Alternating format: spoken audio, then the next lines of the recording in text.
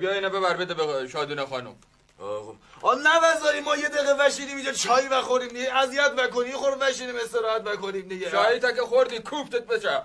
پاشو مثل بچه آدمی احترام نظامی هم بذار برو.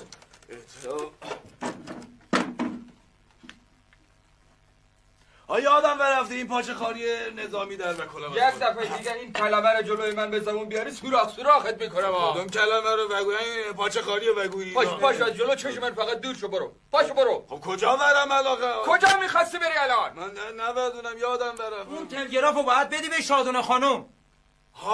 یادم برفته بود. به زهر من. خب پاشو برو دیگه. کجا برم آخه الان؟ قربان بفرما. پاشو بده من. برو دیگه. حتما باید اینه من سوراخ بکنم تا آدم بشه. بله قربان حق باشه. بله قربان زهر من بگیرم. چشم. برو تو هم بیرون. چشم قربان. وظایف من هم تعریف. بیا برو بیرون میگم.